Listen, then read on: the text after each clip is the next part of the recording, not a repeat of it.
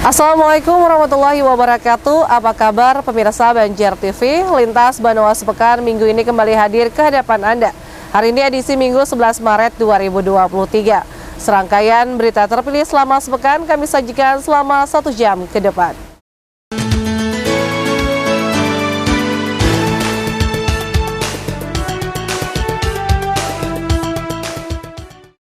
Pemirsa, menyongsong Kalsel Provinsi Layak Anak sekaligus mempercepat upaya perlindungan dan pemenuhan hak anak-anak, DP3A Kalsel menggelar rakor penyusunan rencana aksi daerah dan penguatan gugus tugas Kabupaten Kota Layak Anak.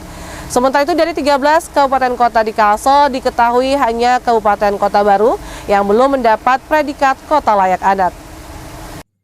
Dinas Pemberdayaan Perempuan dan Perlindungan Anak DP3A Kalimantan Selatan menggelar rapat koordinasi penyusunan rencana aksi daerah dan penguatan gugus tugas Kabupaten Kota Layak Anak KLA tingkat provinsi Kamis 9 Maret 2023 di satu hotel di Banjarmasin. Rakor ini bertujuan menyongsong Kalsel Provinsi Layak Anak yang didukung 13 kabupaten kota, termasuk guna mempercepat upaya perlindungan dan pemenuhan hak-hak anak, serta meningkatkan efektivitas pengembangan KLA secara terkoordinasi, terencana, dan berkesinambungan guna mewujudkan KLA secara sistematis, terarah, dan tepat sasaran. Terhadap anak itu bisa berjalan dengan baik di suatu daerah.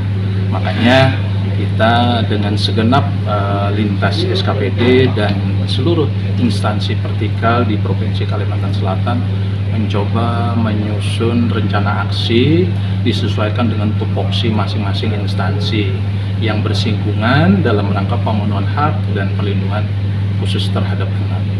Jadi mudah-mudahan nanti setelah kegiatan ini dilaksanakan kita bisa tersusun rencana aksi daerah efektif dalam rangka mencapai target kita Provinsi Kalimantan Selatan Layak Anak. Pemprov Kalsel memandang perlu agar kebijakan pemenuhan hak anak dan perlindungan anak terintegrasi dalam setiap pengambilan kebijakan, mengingat anak adalah generasi penerus bangsa sekaligus tongkat estafet pembangunan daerah dan nasional. Dalam hal ini DP3A berkewajiban memberikan lingkungan terbaik bagi anak-anak agar tumbuh dan berkembang dengan baik, selaras bakat dan kemampuannya.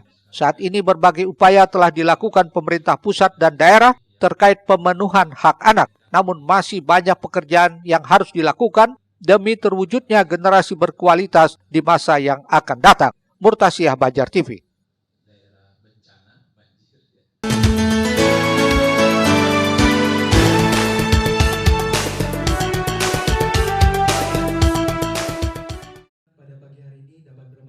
Pemprov Kalsel terus berupaya mendorong terwujudnya Kabupaten Kota Layak Anak KLA.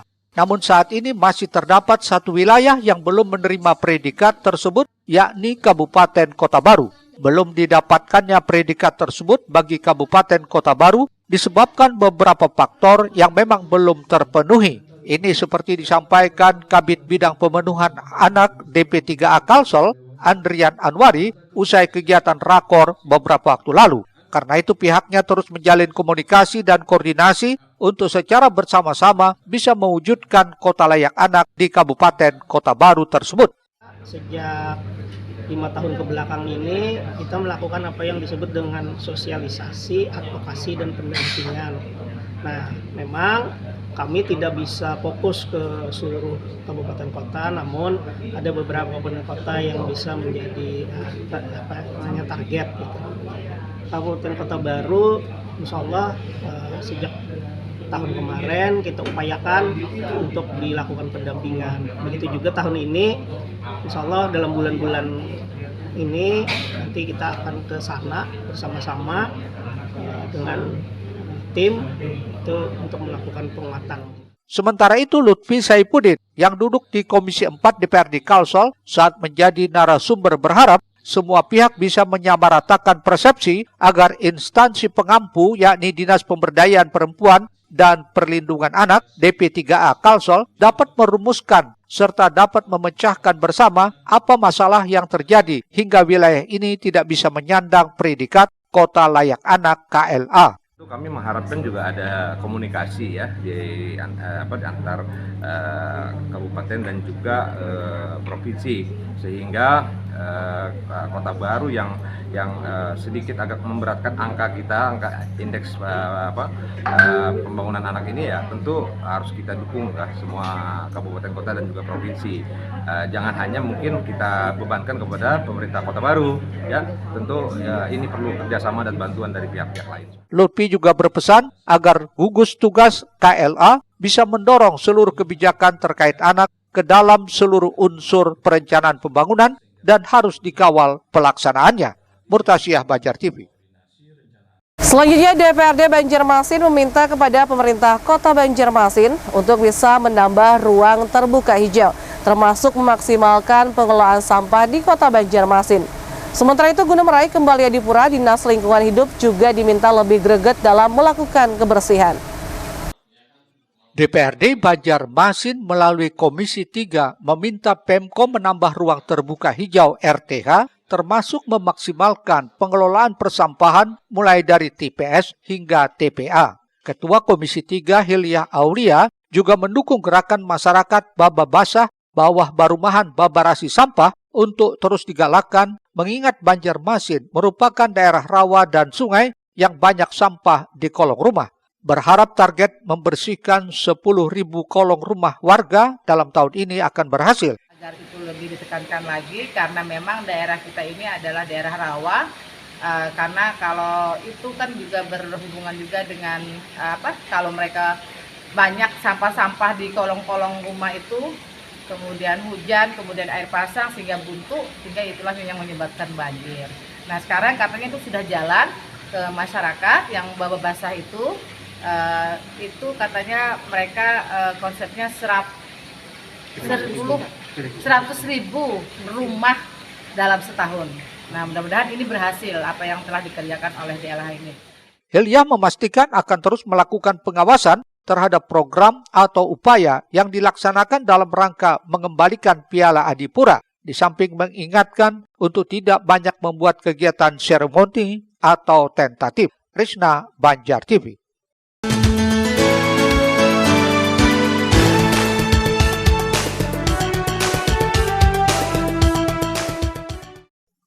Sudah 4 kali berturut-turut Banjarmasin mendapatkan Piala Adipura, dimulai 2015 hingga 2018. Namun pada penilaian di 2022 gagal mempertahankan untuk yang kelima kalinya hingga belum berhasil mendapatkan Piala Adipura Kencana. Atas hal itu, Komisi 3 DPRD belum lama tadi memanggil Dinas Lingkungan Hidup DLH untuk meminta penjelasan terkait hal tersebut. Menurut Ketua Komisi 3 Hilya Aulia, pihak DLH Banjarmasin mengaku belum maksimal dalam penataan persampahan di kota ini, sehingga Banjarmasin hanya mendapatkan sertifikat Adipura. Lebih jauh, DLH menyebut ada perbedaan penilaian untuk Adipura Kencana kategori kota besar. Grade-nya sudah lebih tinggi, sementara nilai Banjarmasin stagnan dari penilaian Adipura sebelumnya. Dari DLH, kita panggil DLH dan mereka mengatakan bahwa mereka mengakui kesalahan ini dan mereka juga merasa bahwa penilaian sekarang itu memang agak berbeda dari yang tahun-tahun kemarin. Jadi kalau kita itu grade-nya lebih tinggi penilaiannya.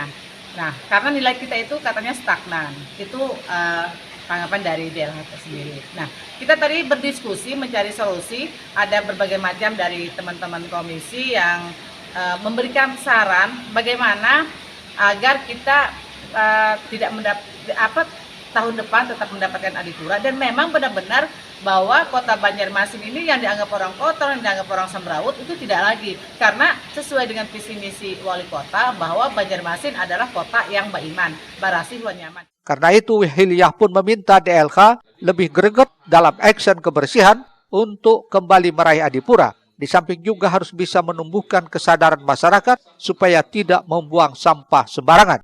Misalnya dengan memasang CCTV untuk merekam pembuang sampah sembarangan hingga bisa dikenakan sanksi sosial guna menjadi pembelajaran bagi yang lainnya. Hilyah tidak mau melihat Banjarmasin menjadi semrawut sebab tidak lagi sesuai dengan visi misi wali kota, wakil wali kota Banjarmasin, Barasih Wan Nyaman, Ba Iman.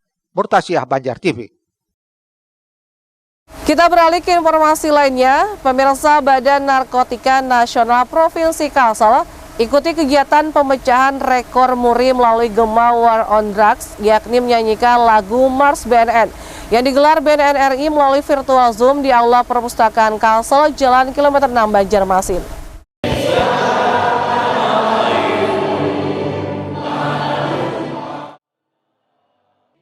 Badan Narkotika Nasional Provinsi Kalimantan Selatan bersama BNN mengikuti kegiatan pemecahan rekor muri melalui Gema War on Drugs, yaitu menyanyikan lagu Mars BNN. Kegiatan pemecahan rekor muri oleh BNN Republik Indonesia dari Provinsi Bali tersebut dipusatkan di Aula Perpustakaan Kalsel, Kilometer 6 Banjarmasin secara virtual.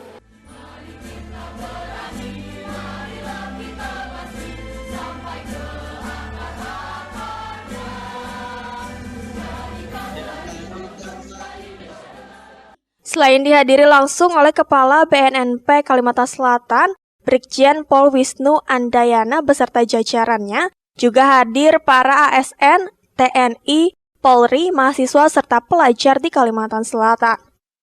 Kepala BNNP Kalsel, Brigjen Polisi Wisnu Andayana, mengatakan kegiatan War on Drugs dengan menyanyikan lagu Mars BNN ini dilakukan secara serentak yang dipusatkan di Provinsi Bali, yang bertujuan untuk mencegah sekaligus memberantas peredaran narkoba. Kita melaksanakan kegiatan Gema War on Drugs, yaitu menyanyikan Mars BNN yang dilakukan oleh 34 provinsi secara serentak. Terpusat di Bali dipimpin oleh Kepala BNN RI, Komjen Pol Dr. Petrus Reinhard Golose pada pagi hari ini. Tujuannya adalah mengembangkan War on Drugs ini untuk seluruh elemen masyarakat, semua pemerintah, swasta, mahasiswa, pelajar, sama-sama sadar bahaya narkoba. Kami mengajak semua dari BNN untuk sama-sama mencegah peredaran narkoba. Ya, kemudian termasuk memberantas. Ya, dalam arti memberantas ini bukan dengan cara kekerasan, tidak, tapi kita pencegahan narkoba. Inilah gunanya Gema War on Drugs, menggemakan. Saat ini, lanjut Jenderal Polisi Bintang 1 ini, sasaran penyalahgunaan narkoba rata-rata usia produktif dan kaum milenial seperti para pelajar dan mahasiswa. Harapannya lewat Gema Anti Narkoba dengan semangat War on Drugs ini dapat mewujudkan generasi bangsa yang bebas dari penyalahgunaan narkoba serta menjadi langkah preventif awal untuk mencegah peredaran gelap narkotika sehingga dapat mewujudkan Indonesia bersih narkoba atau Indonesia bersinar.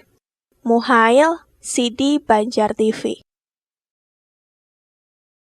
Selanjutnya, Bawaslu Nusa Selatan menggelar fasilitasi dan pembinaan perencanaan program dan anggaran pengawasan penyelenggaraan tahapan pemilu 2024 bagi jajaran Panwaslu Cam Kabupaten Nusa Selatan di Banjarmasin. Di Indonesia sudah melaksanakan pemilu 12 kali, 1 kali di era Orde Lama, 6 kali di era Orde Baru, dan 5 kali di era Reformasi. Pemilu tahun 2024 merupakan pemilu yang ke-13 dan pemilu kedua yang dilaksanakan secara serentak. Pemilu setiap 5 tahun sekali itu memiliki proses tahapan-tahapan yang harus dilaksanakan. Untuk itu Bawaslu HSS memantapkan persepsi teknis dan administrasi pengelolaan keuangan menuju tertib administrasi dan pertanggungjawaban di seluruh jajaran Bawaslu terkait tahapan perencanaan program dan anggaran pemilu 2024. Kegiatan di Aula NASA Banjarmasin ini sedikitnya dihadiri 54 peserta. Ketua Bawaslu HSS Hasnan Paujan yang membuka kegiatan itu menyatakan tahapan program anggaran ini berada di awal dari proses tahapan pemilu, maka sangat penting merencanakan dan menyusun anggaran agar dapat memenuhi semua yang dibutuhkan dalam proses tahapan pemilu. Harapannya dari pelaksanaan ini adanya fasilitasi dari sekretariat terhadap kinerja pengawasan yang dilakukan oleh komisioner. Begitu juga kesepahaman dalam hal penganggaran, kemudian pelaksanaan program, juga peng-SPJ-an dan lain sebagainya. ini bisa dipertanggungjawabkan dengan baik dan benar sesuai dengan koridor yang berlaku. Selain itu, Ahmad Muhlis selaku Kordip, SDMU, dan Diklat Bawaslu Kalsel mengingatkan ada dua hal yang terpenting dalam lembaga pengawasan, yaitu governance dan organ. Dalam kesempatan ini, Bawaslu HSS juga mendatangkan narasumber dari BPKP Kalsel, Abror Umar, yang menyampaikan materi tentang penyusunan dan pertanggungjawaban keuangan. Abdiansyah Kandangan melaporkan untuk Banjar TV. Sementara itu, pemirsa, Panitia Pengawas Kecamatan atau Panwascam Simpur Hulu Sungai Selatan juga menggelar bimbingan teknis kepada pengawas Kelurahan Desa atau PKD yang dipusatkan di Aula Gedung Serbaguna Desa Kapuh Kandangan. BIMTEK ini dihadiri langsung Bawaslu HSS bersama jajaran Forum Koordinasi Pimpinan Kecamatan Simpur serta para PKD se-Kecamatan Simpur. Kepala Sekretariat Panwascam Simpur M. Sumri menjelaskan, BIMTEK ini diadakan sesuai tahapan dengan anggaran bersumber dari Bawaslu Kabupaten.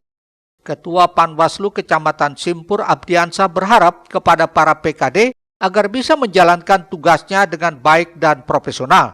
Sementara itu, Ketua Bawaslu HSS diwakili Mas Ridah Badwi menyebut tujuan BIMTEK untuk meningkatkan kapasitas SDM para PKD agar lebih mengetahui tugas pokok dan fungsi sebagai pengawas pemilu sesuai peraturan dan tahapan pemilu.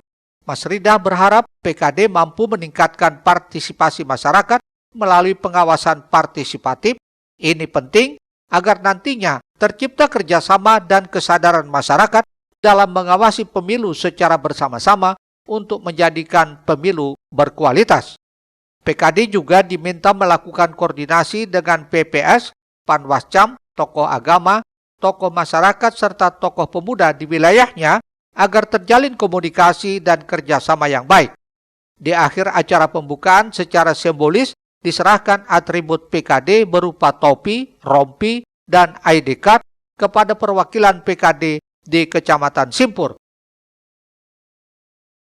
Kegiatan kita BIMTEK hari ini berjalan dengan baik dan lancar, dan mudah-mudahan dengan kegiatan BIMTEK ini terutama Panwaslu Kecamatan kita itu ke depannya tidak ada kendala dan permasalahan. Sedikitnya ada 3 narasumber menyampaikan materi masing-masing, Abdiansyah, Mahali, dan Giana Latifah. Abdiansyah Kandangan melaporkan untuk Banjar TV. Pemirsa, Bank Kalsel bantu sarana perpustakaan Panam Banjarmasin. Tetaplah bersama kami.